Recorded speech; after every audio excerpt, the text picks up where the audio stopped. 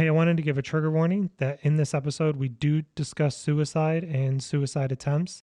If this is something that is difficult for you, please pass on this episode, and we'll see you next time. There is just something profound that happens with the shift when we lose a loved one. Our whole world pauses while it seems like others continues. Time warps, and how we navigate in a reality is completely changed. I mean, I always look at it and explain it, the clock keeps ticking for everybody else but us.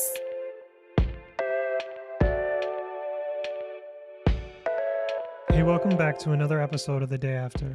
On today's episode, we sit down with Sarah, who shares openly about losing her brother to suicide and the horrific and potentially preventable circumstances surrounding his death. We are grateful to Sarah for sharing her story and sharing her brother with us. And before we get into the episode, I wanted to remind you that we do have a way to support the show financially and all the work that Ashley and I do behind the scenes, as well as supporting our guests. You can go ahead to thedayafter.com/plus if you'd like to give a monthly contribution to help support the show. Every dollar helps. We greatly appreciate you and everything that you do to help us keep going and to keep bringing these stories and make them known. Thank you so much and enjoy the episode.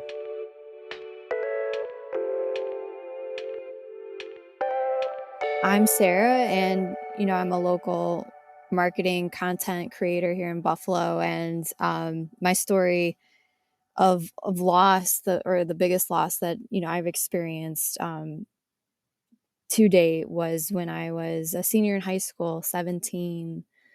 My older brother, who was 21 at the time, took his life on a Friday night. It was a Friday. Everything was really business as usual. Nothing at the time seemed out of place. I was the last person to see him alive. Oh. Which definitely, hits. It was just every Friday. He always hit off on a Friday, and he would walk down to his friend's house who lived down the street. So nothing was really out of the ordinary. Every Friday we ordered in, my parents would leave money. And I always worked on the weekends. I worked retail as a 17-year-old kiddo.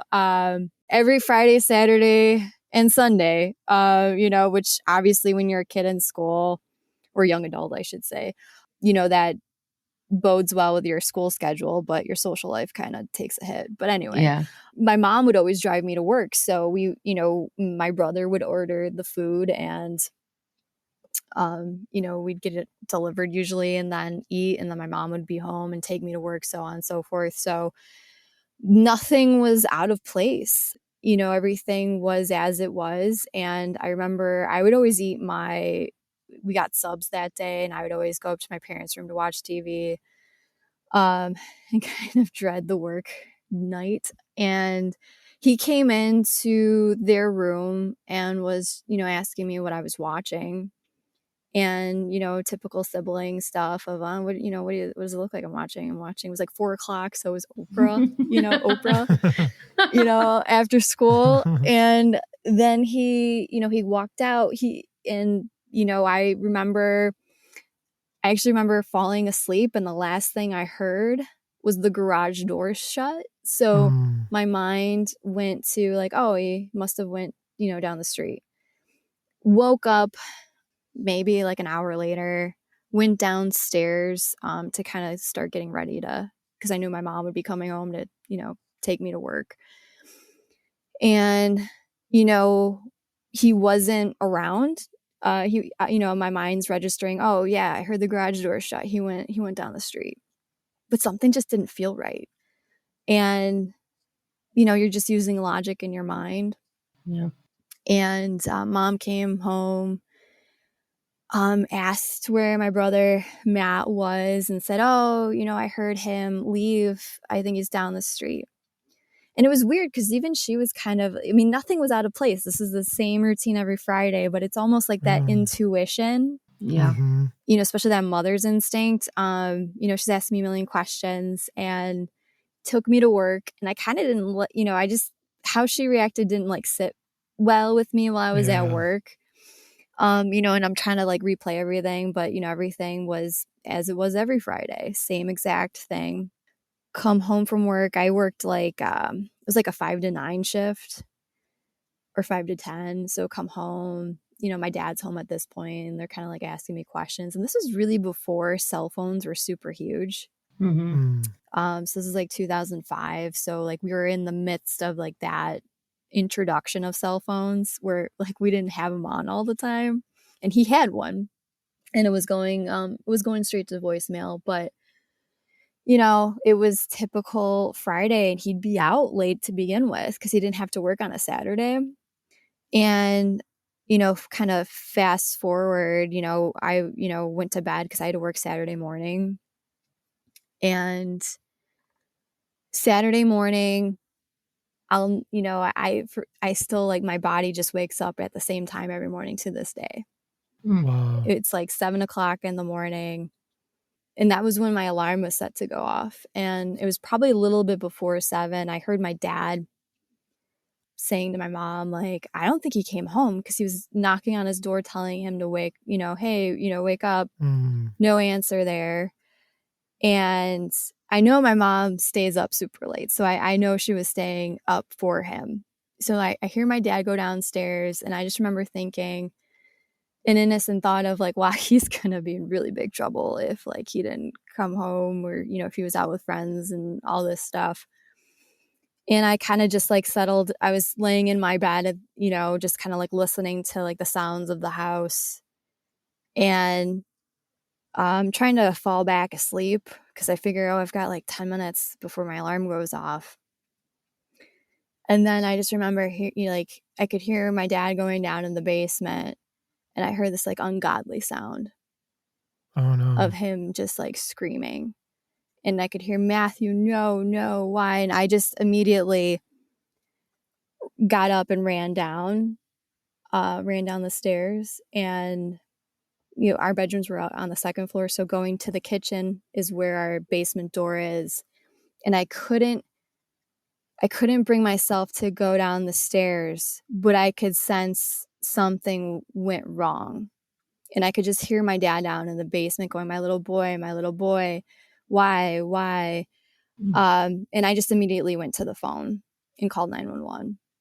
Oh, wow.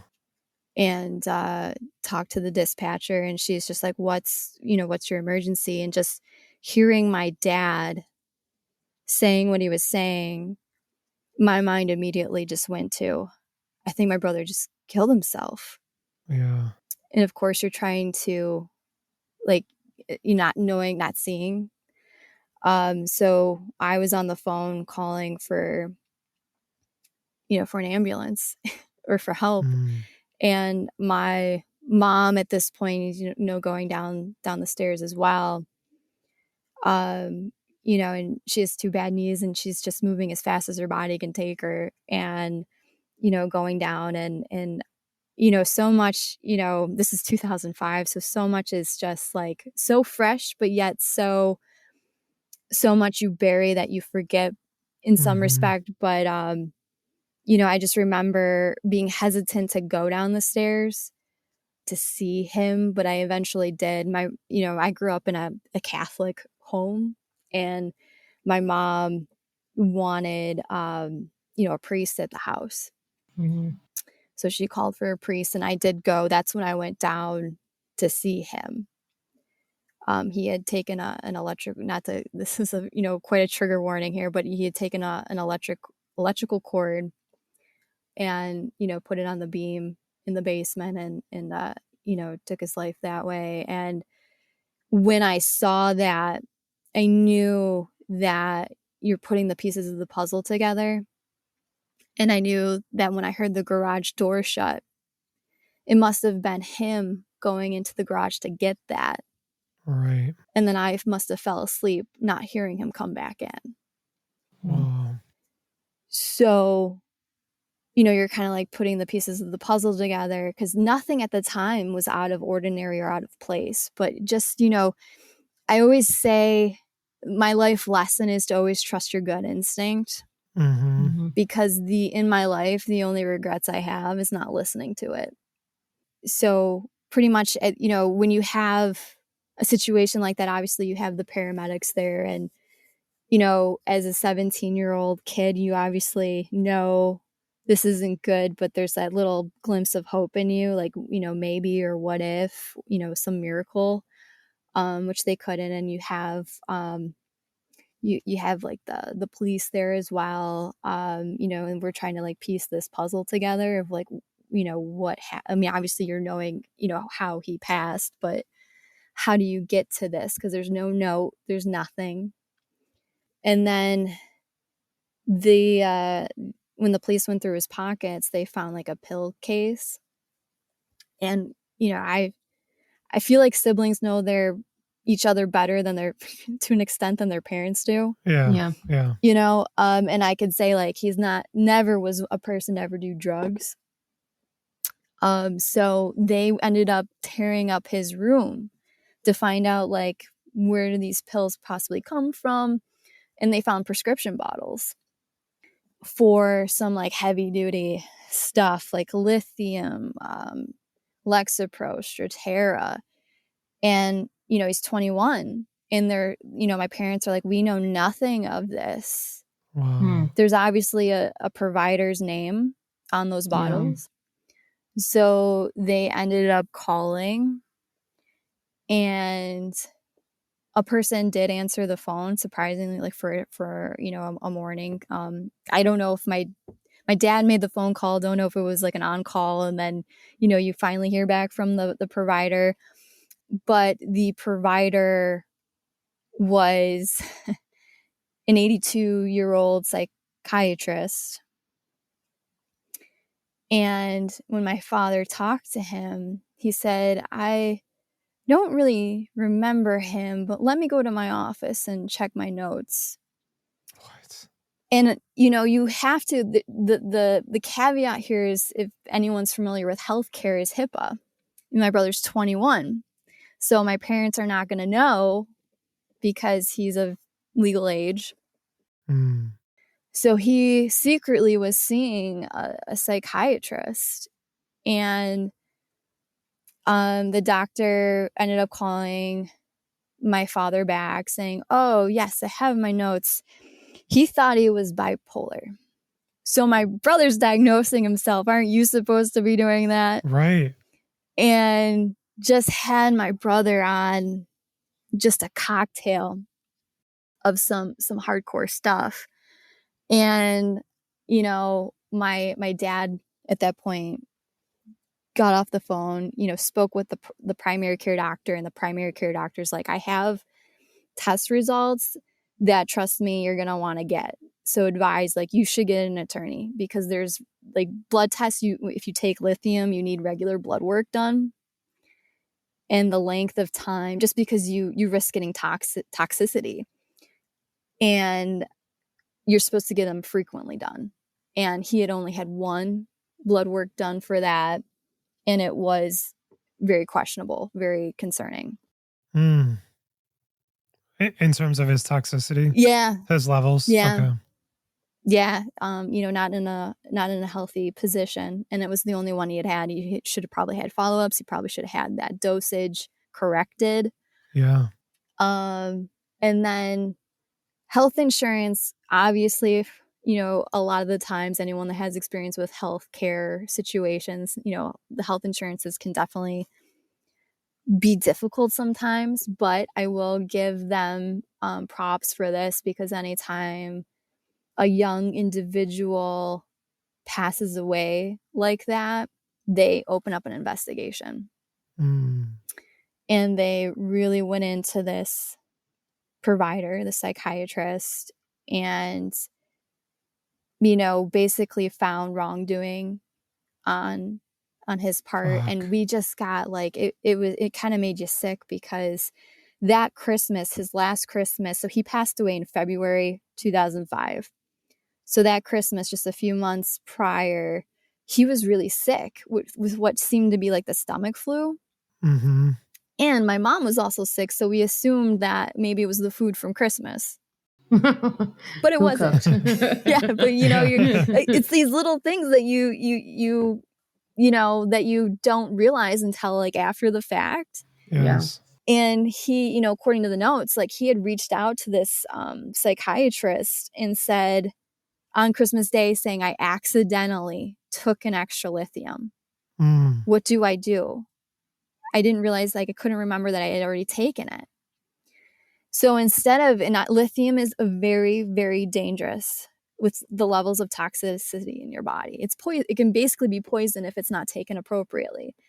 And instead of telling my brother to get to an emergency room or please notify a family member to keep an eye on you. And I think there's a caveat, I could totally be wrong, but I think there's a caveat with HIPAA where, there are certain situations where you can notify. But anyway, basically, he told my brother to sleep it off. Oh my God. Wow. So, fuck. He just fell into the wrong hands. Yeah. And, there's so, like, mental health is so important. And these medicines, not to, like, I'm not saying, these medicines help people. Yeah. When used correctly. When not used correctly, they can be dangerous, especially, if you have a provider who is not good, especially an 82-year-old person. But, it was a long process too, because my family fought to make sure that he wouldn't do this to other families, with working to make sure his license was taken away. I mean, 82 years old, I think at that point you can hang your hat up anyway. But, we, again, like through that process, like you get all this information about patient A, patient B. He was basically like feeding people who had addiction issues. He was basically feeding them the meds to feed their addiction. Oh, no. Oh, Jesus. So you're just finding out all these layers of things that were popping up, and, just not a good situation. My brother was the only fatality.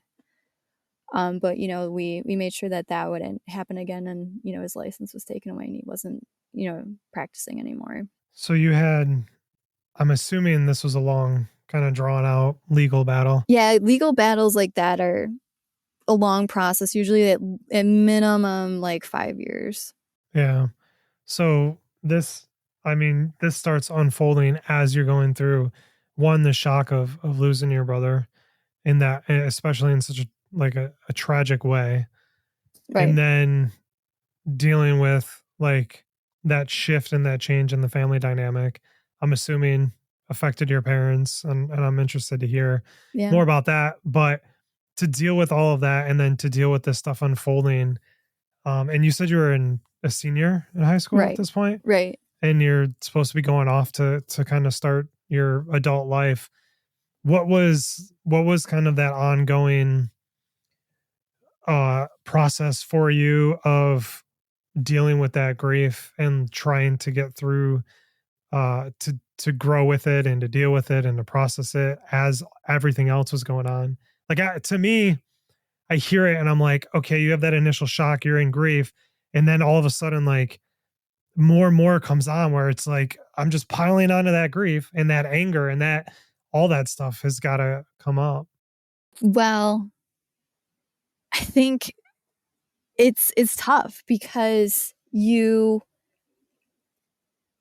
just something, and so many people with loss can relate to this. And even if you delve back to the name of your podcast, The Day After, there is just something profound that happens with the shift when we lose a loved one. Our whole world pauses while it seems like others continues. Yes. Time warps, and how we navigate in a reality is completely changed. I mean, I always look at it and explain it, the clock keeps ticking for everybody else but us. Yes. And it's the weirdest feeling waking up the next day, because there's that part of you that's like, was that a dream? Yeah. Is this real life? Yep. And the immediate aftermath of losing someone close like that, our whole emotional world just takes a seismic shift. Mm-hmm. And it's really hard to, you know, kind of encapsulate like all of those feelings, you know, with how you're moving forward, you know, that whole time perception, you know, I think with the pace. But you know, it was just one foot, just literally waking up and putting one foot in front of the other, and kind of dealing with this new reality. For me as a 17-year-old, my friends were my rock. Mm. My, you know, my parents, you know, a lot of times stuff like this can like easily split Yeah. Yes. marriages up. I think it brought them closer. I think it brought us closer. However, again, you know, your 17-year-old kid, I just didn't want to be in that house, Yeah. you know, and I know that as an adult now and as a mother now, parent, you know, I know that must have, you know, stung a bit for them, Mm-hmm. especially my mom. But, you know, when it came to going away to school, I couldn't do it. I just couldn't imagine my parents have just lost a child forever, Mm-hmm. you know, going through something no parent should ever have to go through. And then imagine them, in a sense, losing me too, you know, leaving the nest and just leaving them in this, you know, empty house full of, you know, this, from this tragic event that's happened. I couldn't do it. I had planned on staying local for a semester before my brother passed away. I was going to go to ECC for a semester because I didn't get into Fredonia, even though I had really good grades. But isn't that all? And I wanted to go to Fredonia because my dad went to Fredonia. But, you know, I was just like, the plan was like, fine, I'll just do this for a semester and I'm going to Fredonia. And, you know, at that point, I was also looking at schools in New York City for like SUNY Purchase for film. And so I was like, maybe I could just ditch the idea of ECC and just go to New York and, you know, do school there. But then when Matt passed, you know, I couldn't do it. I couldn't leave them, Mm-hmm. you know, with an empty house. So I kind of decided, okay, you know, maybe I'll stay home for a year, you know, and kind of, you know, let this, you know, mend. You know, obviously I always liken stuff like this as, you know, the initial trauma of losing somebody is a lot like getting cut up or a knife. You know, you've been wounded. You know, time will close that wound and heal that wound, but there is always going to be a scar there no matter Yeah. what. Yep. So, you know, I kind of thought like, you know, maybe that could be the year of us kind of like closing that wound up, and, you know, me being there present, you know, in that, you know, home for them. And then, you know, move on from there, whether it's Fredonia, which, you know, from where I live is like 40-minute drive, still close enough. So my first semester at ECC South Campus, I ended up meeting my future husband, who's also named Wow. Matthew. So Oh. weird twist there. And, you know, hindsight, I mean, there's obviously a lot of trauma to work through. I saw a lot that, you know, a 17-year-old suburban young adult should never have to see, should never have to experience, you know, with my older brother. You know, when it comes to losses like that, like I didn't know life before my brother because he was always there. Right. And so it's kind of just getting used to whatever this new normal is, you know, and kind of going from there. And I will say, I think my husband, he's a very gentle soul, you know, very kind, compassionate, and, you know, I think he came at the right time and really helped a lot with healing. Even my parents too, you know, going through I met him, my husband, in August of 2005. Oh, wow. That was really soon. Yeah. So he was literally coming in kind of in the wings of the fallout. Mm-hmm. And still going through the legal battle, I'm presuming. Oh yeah. Yeah. That took 5 years. Yeah, I figured. So that was, going on for quite a bit. And so, going through the first holidays, which are really, really tough, I think he kind of helped lighten it a bit. Obviously, those are still, as everyone knows, really, really rough periods. And I think too, when you think about the day after, you think about the year after. Yeah. Mm-hmm. And I think you have your support system, like your friends and your family, there for you at the 1 year mark, but it's usually the second year where thing, you know what I mean? The second and the third and the fourth and the fifth year where there's that drop off. Yep. You'll have a couple of friends probably, shoot you a text or a phone call. But, and it's usually the really close ones to you that always remember it. But, he just kind of became that, that steady force of nature for me to, to really lean on. And what did that look like? Like, what did that struggle look like for you? What was the thoughts, the feelings, the emotions, the actions of your grief? The what ifs of like, what if I paid attention more to that gut instinct? What if I didn't fall asleep and, I heard him come back in, or I, you know what I mean? Playing that whole scenario of I could have been the hero.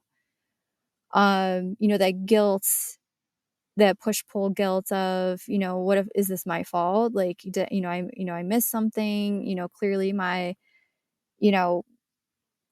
something was clearly out of place, but we must have missed something. What did I miss? If I paid attention to this, you're playing all those what if scenarios.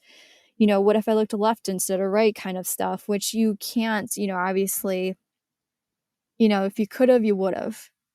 Right. There's no way in a million years would I have ever thought what happened would have happened.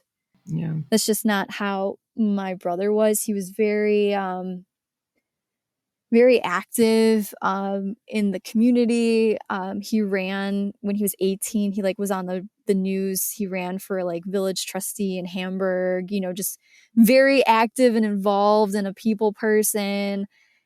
So the outcome that happened, I think nobody would have, if you would have told them, they would have been like, no way, there's no way that's going to happen. So there was a lot of kind of coming to terms with, trying not to put blame on myself. My parents also wanted to teach me, if you need help, if something in life is not going your way, we want to show you the appropriate way to do that. And so they, got me into with a psychologist for counseling, to talk to somebody, because they really wanted to set that precedent of, life will throw you curveballs. We want to give you the tools and show you how you get help the right way, so you don't fall into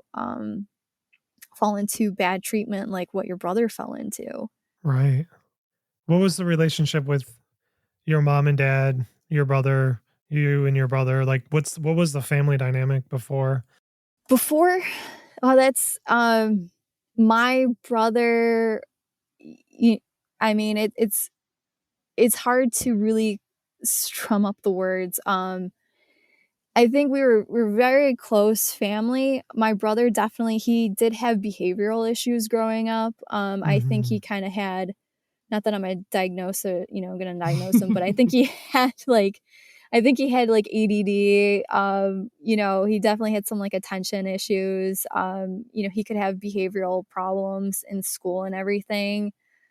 He could be brother of the year one moment, and then kind of not, kind of a little rough around the edges, the next. But, overall, he was, I think about one of the biggest memories that I have when I think about him at his core, because it's easy to kind of go back and forth with that relationship of the good and the bad times. But I think about when I was in first grade, I had a hard time. It's funny because I'm a writer. I had a hard time learning how to read. I am an introvert. I'm very quiet, soft spoken, and I just remember, my parents would get tutors. They would help me for hours on end. And it was like, I just didn't, I just didn't want to deal with it. I didn't have the greatest teacher for my first grade year either. She was rough. You didn't want to, like, how you'd get your jobs. And if you were a line leader, good luck, 'cause she would squeeze the death out of your hand. So I just didn't, it's just like, that's not the personality I'm going to respond to. Right. So it showed. And, my brother, I just remember like I think he recognized that struggle because he struggled in school. So he pulled me to the side, I'm in first grade. So he's 4 years older than me at that point. And he's just like, I know what it's like. So let me teach you. And he taught me how to read. So no way. Yeah. So That's amazing. So a fifth grader did the job that a trained teacher should have been doing. But you know what I mean? But I responded to him, and he was there for me in that moment. And, I guess, I owe my ability to read and my ability to write from that. So, you think about the bad, but there's those good moments too. And I think, I think about the moment too when I was 15 and a boy kept calling me, and I felt so bad because I didn't like him the way he liked me. And my brother didn't really have a lot of experience with girls, but he gave me something that was profound that I just really lived my life to. And he said to me, "Would you marry somebody because you felt bad?" And I said, "Absolutely not." And he's like, "Then why would you waste your time? And why would you waste his time?"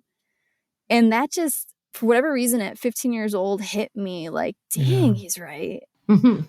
So that's amazing. Every boy I ever like dated or thought they might like me, I always viewed it like, would I, should I is this a waste of my time or not? Right. Even from that age. So it was profound advice. So he had his difficulties and whatnot, but there were always moments where he, would do something profound.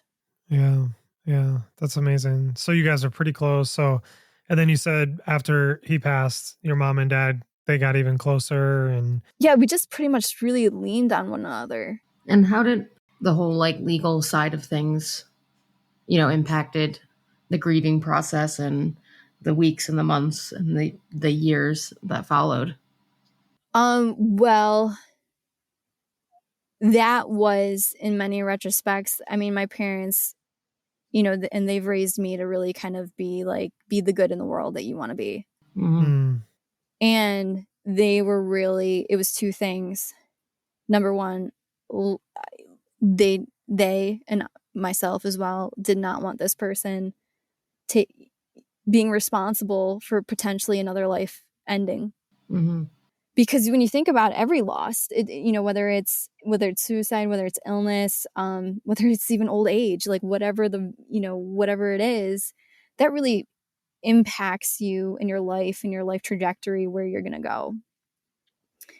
And that was number one of, we don't want this to ever happen to anybody else. And number two, it's vengeance in some respect. You want that person to have responsibility for what they've done. Yeah. Yeah. And to honor your brother, right? Right. Yeah. To honor, like, he was just trying to get help. Yeah, right. Exactly. It is hard though, because even I have a friend whose dad passed, and there was definitely some malpractice, just like he had sickness and all that stuff, and her mom really just was like, I can't put myself through that process, to go through that and like relive this all. So, and I could see both sides. Like, it's so hard to continue. Like, you're grieving as it is. And that is like that is a lifelong process. And to have that going on the side, in this case,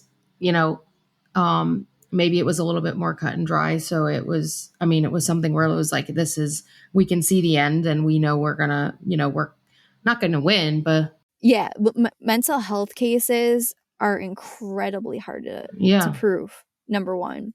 So it was a challenge, period, because certain certain medical malpractices, there can be obvious negligence, whether it's Right. surgery, and you can say like, this is obviously, the surgeon messed up X, Y, and Z. Yeah. Like there's still a towel in me. Like you obviously messed up. You clearly done messed something me wrong. You clearly have done something wrong. But mental health is so different because the mind, we've made advances now where you can take MRIs of the brain and kind of get a feel of,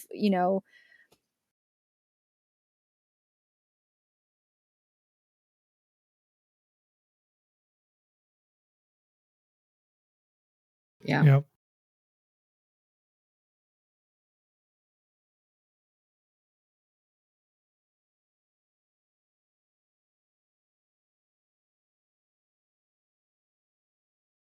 Yeah, totally. I mean, it's certainly not as, it's not like the headlines now are all about mental health. Employers are worried about mental health and the mental health of their employees. And in 2005, I don't think that was the case. That's And 18 years ago when you think about Yeah. it. So that was still like everything was very still nobody likes the labels Right. of, whether you have anxiety, whether, whatever you have. Or you didn't tell someone you were going to therapy. Exactly. I mean, now it's like, I love it. I love the I culture swear that by it is now. Like I go, and I think it's so important. I think everybody should go, no matter what you've been through. I think it's really, really important to even have like an outside perspective to help you, help you along and give you tools and everything. But yeah, I mean, when you think about it, like my brother didn't tell my parents, didn't say anything to me. So yeah, I mean. Yeah. That's a challenge. I think right now, while we have the conversation around mental health is changing and it's so much better, because I remember like I was I struggled a lot with depression, especially in my teenage and early 20s. Yeah. And anxiety, but there was no language around it. I used to think I was dying. Like I thought I was going to die in my sleep, but it was just panic attacks, but I didn't know. I was like, I can't breathe. Something's wrong with me. But I think now it's so much in the open that there's like this new thing of like this toxic positivity of just be happy, just smile, like just, have magical, happy thinking. And I think that could be equally as dangerous as like putting stigmas on it, because we have to be allowed to say like shit is terrible right now and that's okay. And to acknowledge it so that way we can move forward in it. Well, I think even too, to add another layer to that, when you think about social media and everyone's got pictures of, everyone's putting out the best. I'm guilty of it too, but putting out the, the photo of like your amazing meal that you're having, you're living your best life in, on vacation or something. Yeah. We're looking at everybody's feed saying like, why am I so miserable? When it's really not just you. Everybody, has their thing that's going on. We all have a story. Exactly. Yeah. Yep. For better or for worse, we all have our story. Absolutely. When you went to college, you stayed local, you met your boyfriend, now husband. I'm curious, like, as that progressed and you got further and further into your adulthood, what were the things that you carried in that grief? Like, what did the interactions with your parents look like? What did the interactions with your boyfriend and then husband look like? Like, what were the moments in your life where like, oh shit, this is me being triggered, processing my grief. This is what's going on. Like, what were those moments? What did that look like? Oh, that's a good question. For me, for a while, even though I was in therapy, I just figured I would just like put stuff in a box in my brain and I'll deal with that later. Yeah. Or I'll have a good, I'll deal with that later. I'll have a good cry in the shower and I'm going to move on. And you really need to process it. And again, therapy is going to help kind of like dredge all that out and give you coping skills. But for me, it was about, I became really into having control of what's going on in my life. I feel that. You know what I mean? Like, I'm type A Yeah. to begin with. So ask my boyfriend how he feels about that. ask my husband as well. Yeah. 'Cause, you know, my husband's definitely like the yin. We're the yin to the yang. Like, he's so laid back and he's just very like, whatever life brings, life will bring. And I'm like, well, I need to have a survival plan. Like, Yes.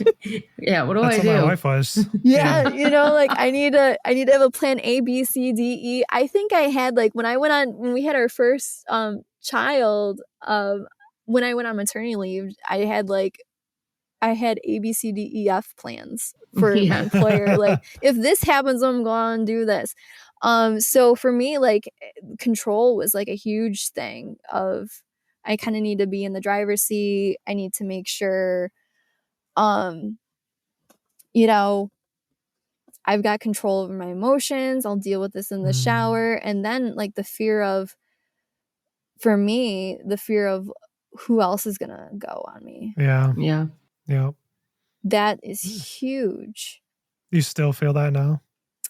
Yes, but that was replaced with when I was pregnant with my first kid, our daughter Genevieve. When I was 11 weeks pregnant, I found a tumor on my jaw, so I had to have surgery. It was benign. 11 weeks after she was born, and then after the birth of our second kid, I got really sick and got diagnosed with celiac disease. So those Jeez Louise. Those two situations, it became very apparent to me. I had spent almost 2 decades worrying about who am I going to lose next, and then the realization of I'm not ready to go. These are two situations where the first time my mortality kind of came into play. So that kind of, wakes you up a bit as well. Mm-hmm. Yeah. I had a weird experience of like watching my wife die. So she died of breast cancer over 5.5 years. And it was like trauma adjacent where I'm like watching her body deteriorate. Yeah. And one of the possible things that would happen to her is losing her sight from the medication and then tumors growing in her brain. And to this day, I still feel like I'm going to have that stuff happen because it was going to happen to her. Like so I play tennis. If I'm playing tennis and I like look up at the sun or I look up at the lights and like my eyes get messed up, like I start panicking and I'm like, I'm going to lose my vision. And it's just that like weird sensation of feeling like that, like all this stuff that's happening to her is going to happen to me. And then needing control over that. Like I totally relate to that control. Yeah, especially too, like even after what I went through after our second daughter, like the same thing. Like I'll be like, this feels off. What if something else strange is going to happen to me? Yeah. You know what I mean? And it's just, I think it is from loss and then from what you've gone through, it's that fear and like you need to be in control. Yeah. And you have to, and I'm still working on like the coming to terms of like, you're not always going to have control. And my husband will, he'll when I was going through my health stuff was like, everything will work out. And I'm like, you sure? Because I spent like 8 months really, really sick after we had our second, and I thought I was dying. And, celiac, I didn't get diagnosed until I had an endoscopy. So I spent 8 months like, what is happening to me? Because I lost a lot of weight, obviously, if anybody who has like a digestive disease. But yeah, I think that's a lot of trauma to hit on both ends too, especially like I completely understand like what you're saying from that point of view. I wanted to control everything. Like I would read every book, I would find every research I can, and I'm like, take these supplements, eat this diet. Yes. And we would go on all these different diets. And there was one moment, it was probably, so she passed in 2020. So it was probably like the end of 2018. It was pretty close to her dying, where I walked upstairs and I remember walking in the room. She was already in bed and she looked at me and she was like, fucking stop. Just stop. And she's like, I'm not taking these pills anymore. I'm not doing all these things. She's like, I need to live my life. And she was very much like your husband, where she's like, whatever's going to happen is going to happen. And this is just what's going on. And she's like, I need to live my life and just enjoy the time that I have left. And it was a really like humbling experience for me to be like, Right. oh, right, I need to cut this shit out. And so I like I can definitely relate to that. And she was the more relaxed one of the two of us, which in some ways was good, in some ways was bad. Like she stopped letting me go to her appointments because she's like, you just come into the appointment and you just cry the whole time. I was like, no shit, I'm fucking crying. Right. I'm with you. Like, I'm with you. I'm with what am I you. going to do? But for her, she literally is like, I'm not going to worry about it until I have the results in my hand. And I was like, cool, I'm going to worry about it for the rest of my day. life. Yeah. Oh my every gosh. day until we get the results. Yes. Exactly. Yes. That is, Yeah. I'm you, CJ. Yeah. So it's just, I definitely relate to that. Now, to be fair, I go both ways. I feel like I go either. It depends on the situation. I wish I could go either. I'm me like, too. I wish I could switching it out. Yeah. Sometimes I'm like endless worry wart. And then sometimes I'm like, oh, it'll be what it'll be. But I think it just depends what about your on the kids, situation. CJ, you have kids, you said, right? I do. So then I are you the do. same? Because like anytime my kids get sick, like my daughter had the stomach flu and I'm like, what if it's her appendix? Like I just go like crazy. I do. My 6 months after my wife died, my son, and actually when you were talking about your tumor in your jaw, he had a tumor in his neck. Oh boy. And we went through a month and I was like, oh my God, I'm taking him to the testing. We're in the doctor's office after a month of testing, and the ENT, he's like looking at him. He starts asking him this line of questioning. And I was like, I know where this is going.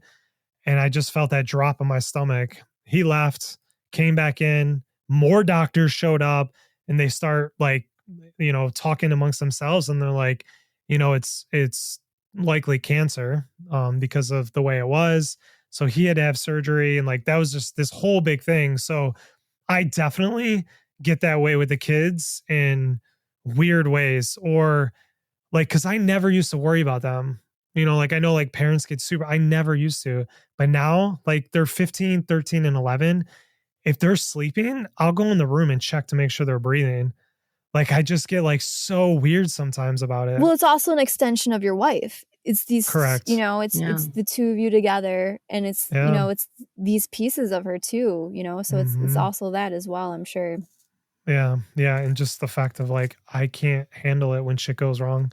Like we just had our dog die. Oh, I'm sorry. And I was like, I can't fucking do this shit alone. I'm like, it's so like, she was the one that handled all that. I don't, I just melt into a puddle of anxiety. I go into like handle it mode. That's so where I do you like compartmentalize though? Do you compartmentalize, Ashley? Well, it just depends on the situations. I play out like every scenario in my head. I'm like, okay, if it's A, I'll do this. And if it's B, I'll do this. And as long as there's like a not so like shitty situation, I can like I can just like look to that. Like, okay, if it's that, like that's the worst case scenario. We'll live. Yeah. I gotta say, I kind of agree with you. When it's not me, I can get into survivor mode and go, we need to do this. But yeah, I'm definitely like go into survivor mode. But in everyday things, I think it also depends. It ebbed and flowed throughout my life. Like now I feel like I have more to lose now, or I just have more people in my life. Like my boyfriend and I, we have 2 dogs. We had 3 dogs. And so I think it's like more prevalent now than it was, say, 3 years ago, when I was just like, all I needed to do was like work and go to the pub after work.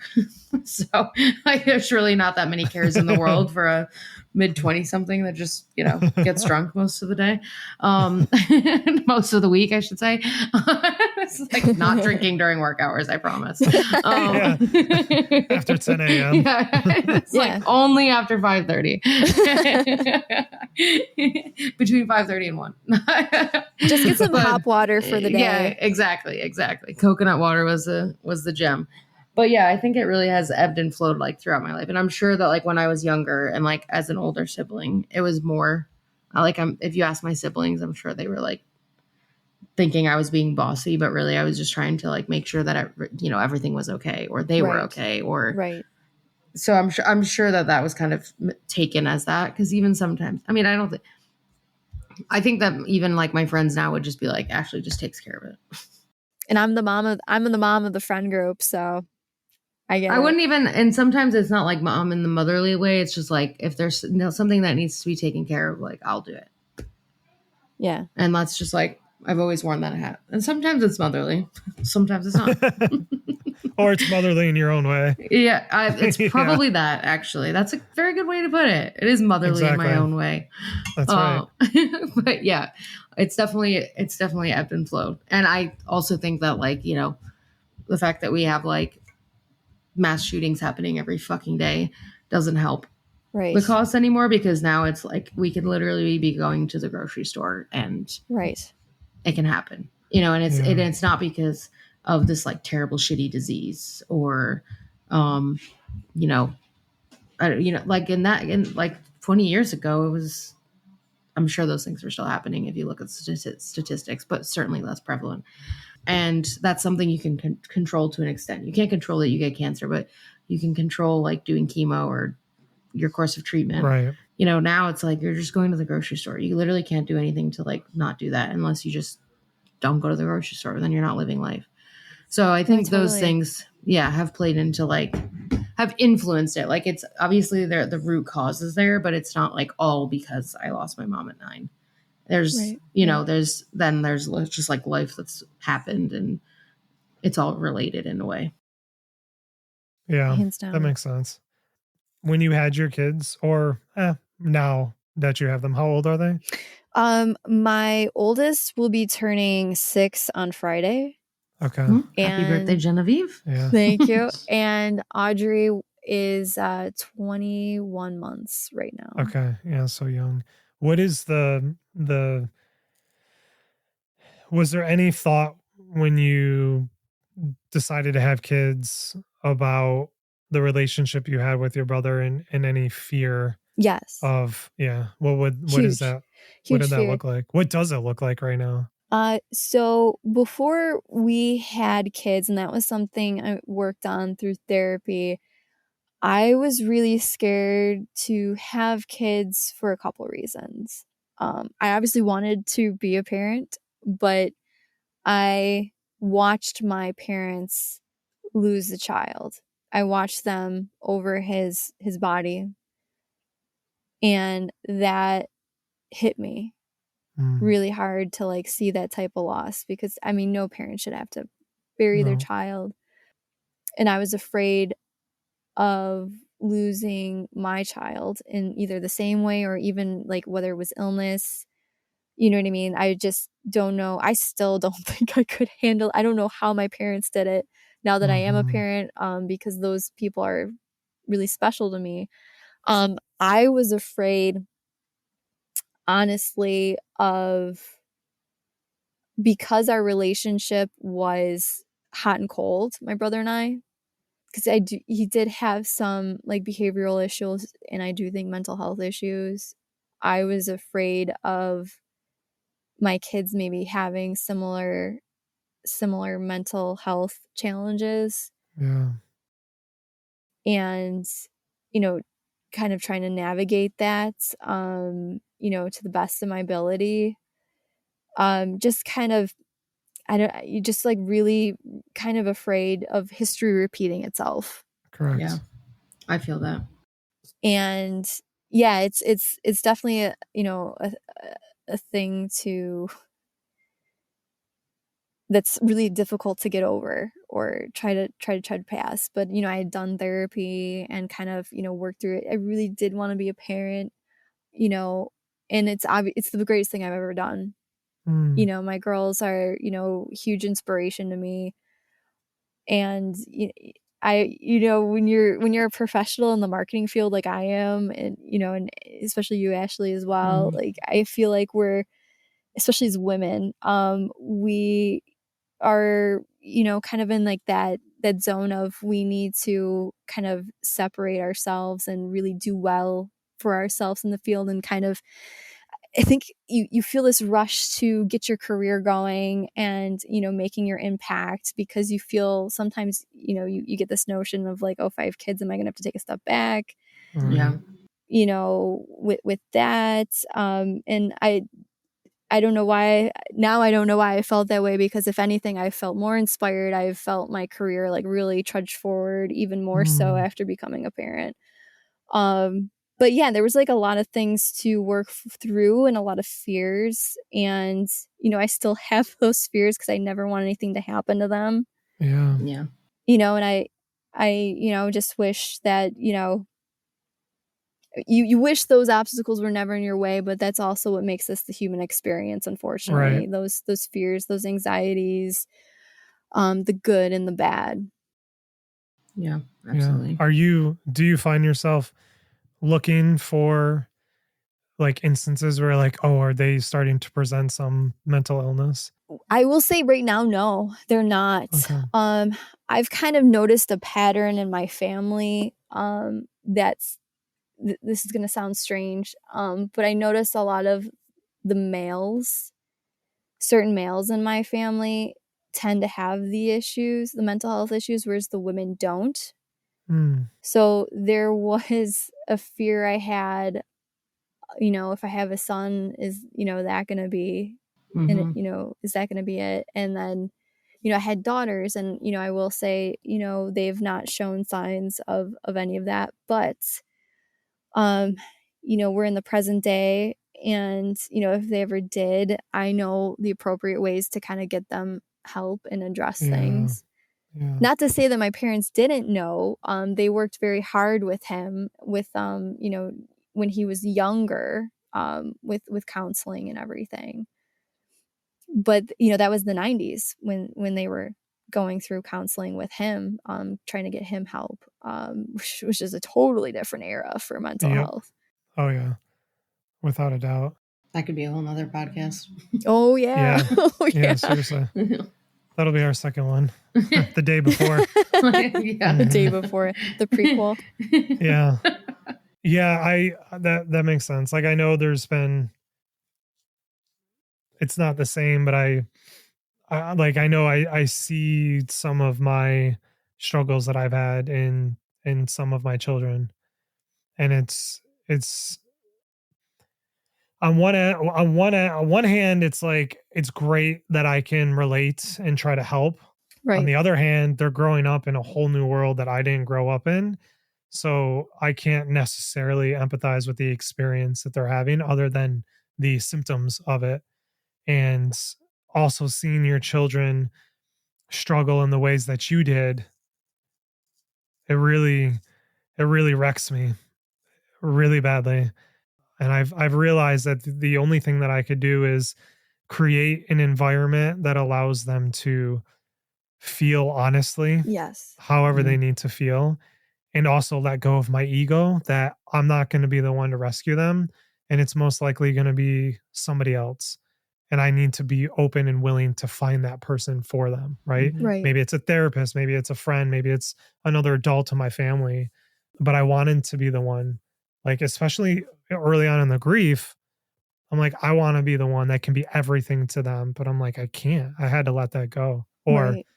I have to let that go because it's still an ongoing process. It's a process, and there's so much that you need to work through too, and we need to work through individually. I will say too, if there's one thing, kind of like going back to what you're asking me, Genevieve is a lot like me. She even looks like me, so it's like that mini. So I see that there's joys with that, and then there's things, but like I see that anxiousness that I have a bit. We were just like, she was 4 at this time, and she was 5. She had asked me, I don't know, we got in the discussion of having children for some reason with a 5-year-old. And she was just like, I want to be a mom, but I don't want to be pregnant. And I was just like, well, what woman does? Seriously. And because it's not really that great. No. And then she was just like, well, and I asked her, trying to like be, get down to her level, I guess. I was like, oh, what makes you say that? And she's like, I don't want your issues. And she's like, pointing at me because I was, I got sick and I had celiac. And so she was very aware of what was going on while I was sick. Yeah. And I was like, oh no, like you're just hoping at that age that they're not as aware.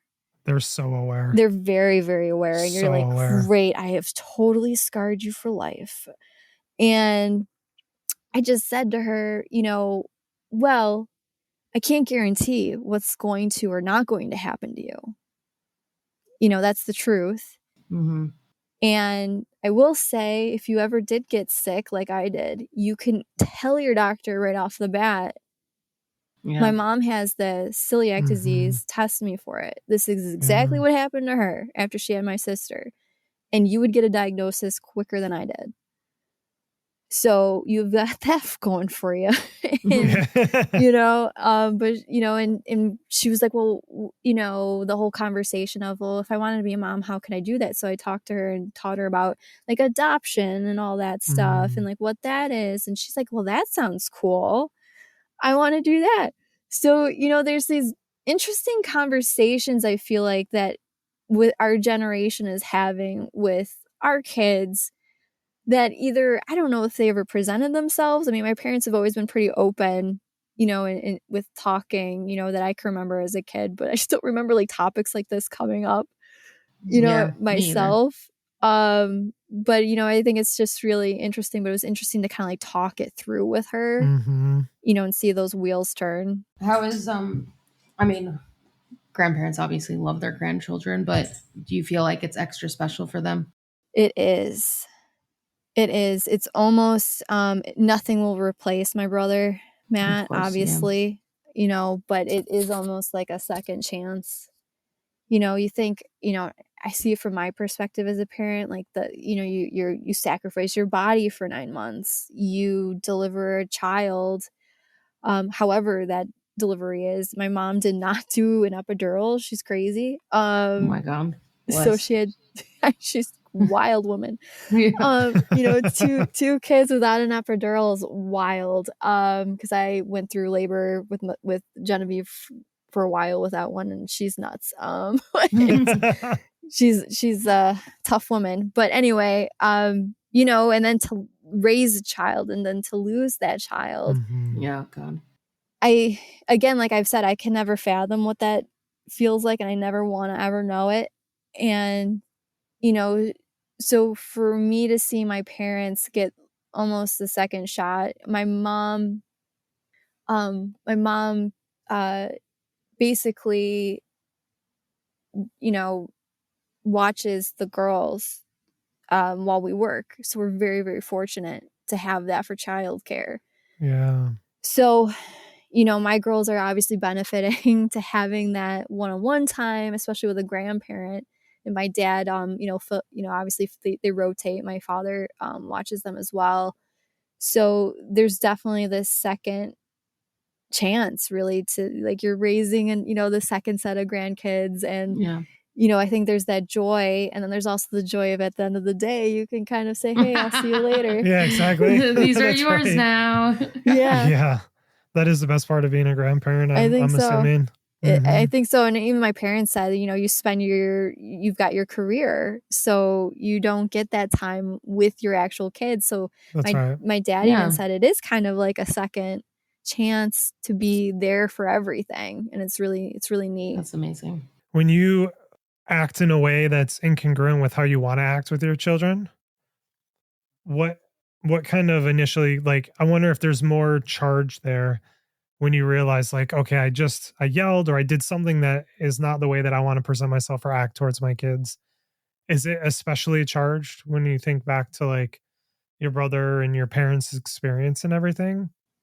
I'm definitely I'm very mindful.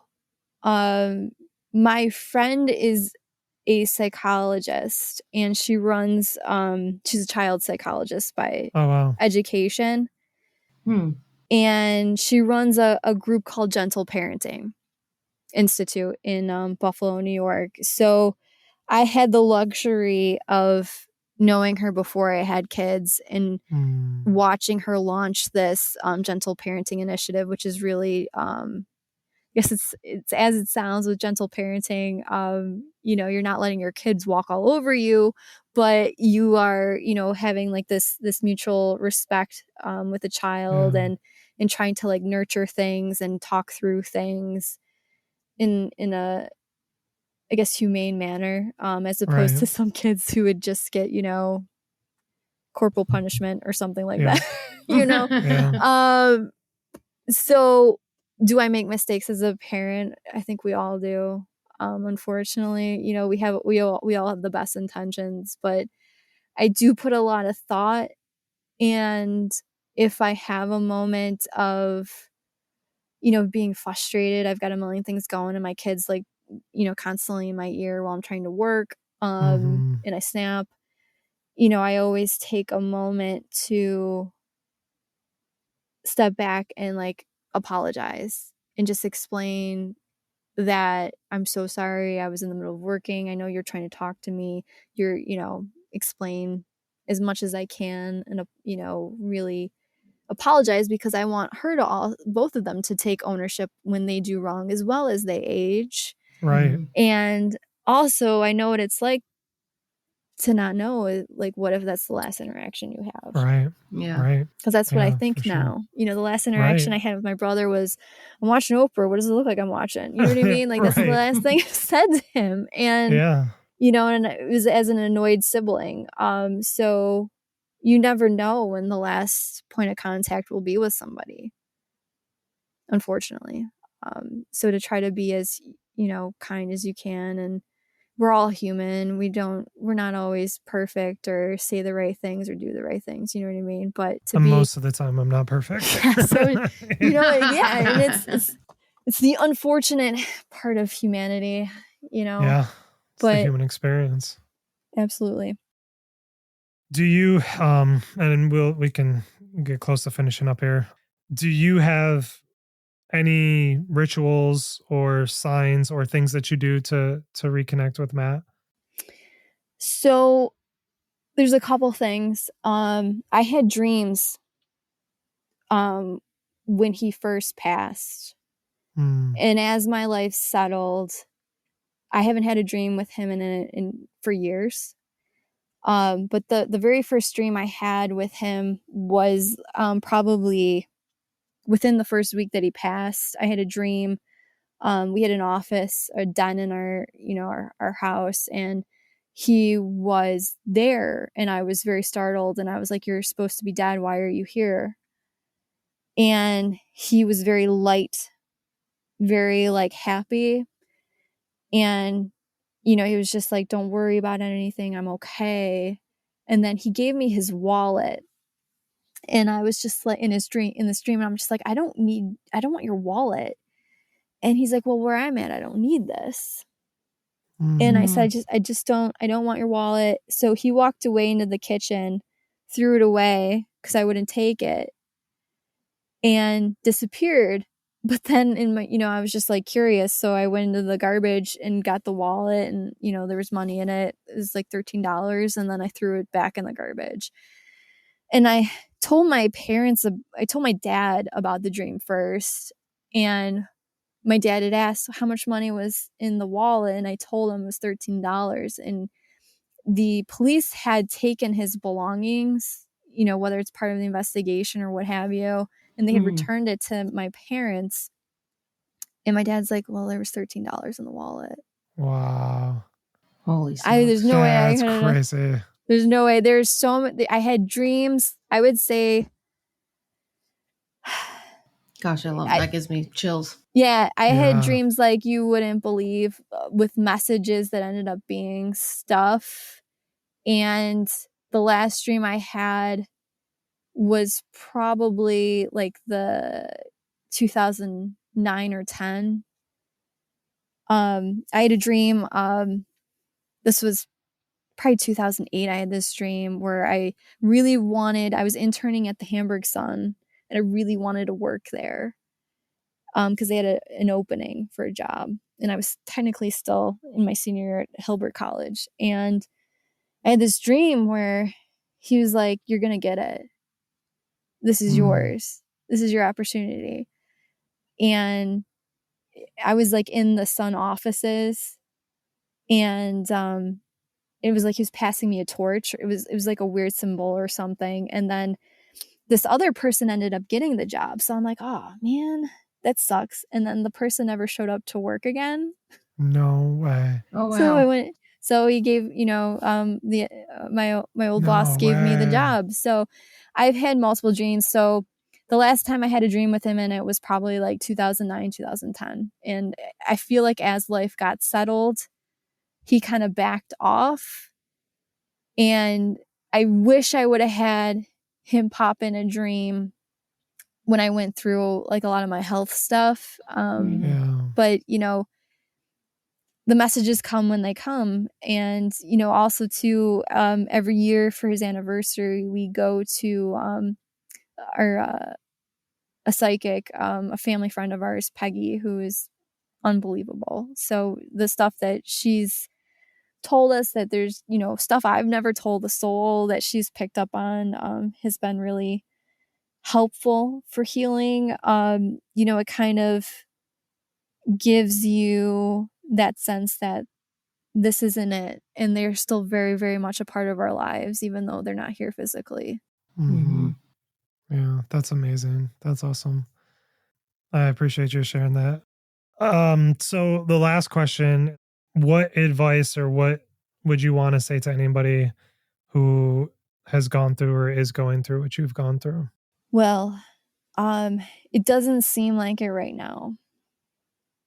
But when you're far removed from whatever's going on, everything happens in life for a reason, whether it's good, whether it's bad. And from the bad, good can come. You know, and, you know, I'd love to have my brother here with me in this present moment. But, you know, I think about my life trajectory, and if he didn't pass and say I decided to, you know, go to SUNY Purchase, you know, I never would have met my husband, never would have had the life that we have, you know, the children that I have. So basically, it doesn't seem like it, but sometimes, you know, your life path can bring you something beautiful from something really ugly. You know, good can come from bad. And, you know, watch for the signs, because they are there. Sometimes you got to dig a little bit, or, you know, you really got to pay attention. And I know some signs from the loved ones come easier to others than, you know, some folks, but, you know, there are signs there, that they're still very much a part of our lives. That's awesome. Yeah, that's amazing. Signs definitely are hard to come by for me. That's been a big struggle for me. It is a struggle. I know, like, because I was having dreams, and my poor mother, like, not, you know, what she still to this day, you know, just hopes and prays for something from him. So I know it's tough. Well, we don't want to keep you anymore. We're so grateful for you to Right come on on to time. share with us. Yeah, is it perfect? Yes. Look at that. But yeah, so thank you for being on. Thank you for sharing your brother with us and your family. And yeah, just thank you so much. Well, thank you for having me, and I appreciate you guys having a platform, because I know that this is going to help people. And, you know, I wish this was around 18 years ago, but we would have been kiddos ourselves. But, Yeah, you know, I think it's going to definitely, you know, help a lot of people. So I appreciate CJ and Ashley, you guys doing this for folks.